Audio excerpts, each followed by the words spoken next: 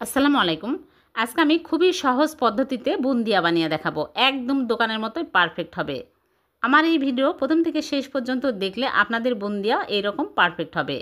এরকম বুন্দিয়া যদি বাড়িতে বানানো যায় তাহলে দোকান থেকে কেনার আর কোনোই প্রয়োজন হবে না। একদিন বানিয়ে নরমাল ফ্রিজে অনেক দিন পর্যন্ত রেখে খেতে পারবেন। আশা করছি ভালো লাগবে। ভালো লাগলে লাইক, কমেন্ট, শেয়ার করে দেবেন। তাহলে চলুন রেসিপি শুরু করি।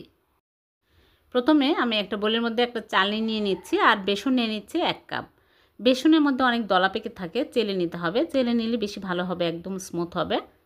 ভালো করে চেলে নিয়েছি। এখন আমি নর্মাল পানি নিয়েছি 1 কাপ।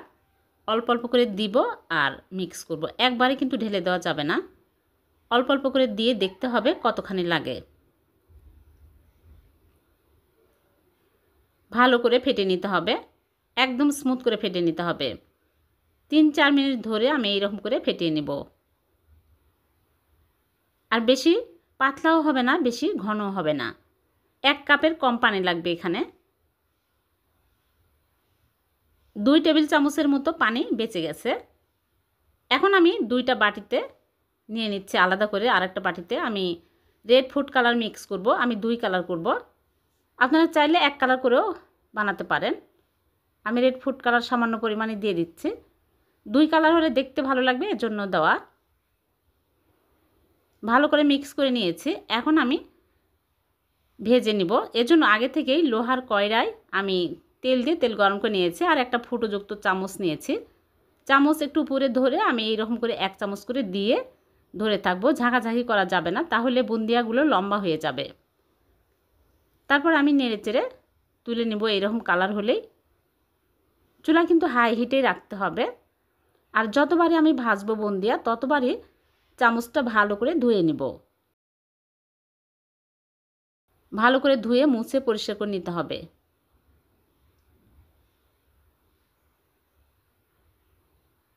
সাদাগুলো আমি ভেজে নিয়েছি। এখন আমি লালগুলো ভেজে নিচ্ছি। সেম প্রসেসে লালগুলো ভেজে নিব। আর বুন্দিয়াগুলো দেখুন একদম গোল গোল হচ্ছে, লম্বা লম্বা হচ্ছে না। সবগুলো গোল হয়েছে আর ফুলকো হয়েছে। এভাবে বুন্দিয়া বানালে বুন্দিয়াগুলো অনেক সুন্দরভাবে ফুলবে আর একদম গোল গোল হবে। আমি একটা ভেঙে দেখাচ্ছি, দেখুন সবগুলো একদম ফুলকো ফুলকো হয়েছে আর গোল গোল হয়েছে। সবগুলো ভেজে তুলে নিয়েছি। এখন আমি শিরা তৈরি করে নেব। এক সাইডে রেখে দিচ্ছি, দিয়ে চিনি শিরা তৈরি করব। এর জন্য চুলায় প্যান বসে 1 কাপ চিনি আর হাফ কাপ পানি আর 1 চামচ ঘি দিয়ে দিচ্ছি। আপনারা চাইলে এলাচের গুঁড়াও দিতে পারেন। ঘি দিলে সুন্দর একটা ফ্লেভার পাওয়া যায়। মনে হবে যে ঘিয়েতে ভাজা বুন্দিয়াগুলো খেতে অনেক টেস্টি হয়। একটা বরফ তুলে নেব। আর এখানে আমি 1 পিস লেবুর রস দিয়ে দিচ্ছি, যে চিনি শিরা ঠান্ডা হলেও যেন জমাট না বাঁধে, এজন্য দেওয়া। দিয়ে আমি নেড়েচেড়ে চুলা থেকে নামিয়ে নিব। বেশি জাল করার প্রয়োজন নাই, জাস্ট একটা বলক উঠলেই নামিয়ে নিতে হবে। নামিয়ে সাথে সাথে বুন্দিয়াগুলো দিয়ে দিব। বুন্দিয়া দিয়ে নেড়েচেড়ে আমি ঢেকে রাখবো 1 ঘন্টা। 1 ঘন্টা পর আমি সার্ভ করে নিব। বুন্দিয়া বানানো কিন্তু খুবই সহজ। 1 ঘন্টা পর আমি ফিরে আসলাম। বুন্দিয়াগুলো হয়ে গেছে, দেখুন রসালো হয়েছে আর সব শিরা সোপ করে নিয়েছে। এখন আমি সার্ভ করে নিচ্ছি। দেখলেন তো কত সহজে হয়ে গেল দোকানের মতো পারফেক্ট বুন্দিয়া বাড়িতেই। এভাবে বানিয়ে দেখবেন, আপনাদের বুন্দিয়া এরকম পারফেক্ট হবে। দোকান থেকে আর কেনার প্রয়োজন হবে না। ভিডিওটি যদি ভালো লেগে থাকে লাইক, কমেন্ট, শেয়ার করে দিবেন।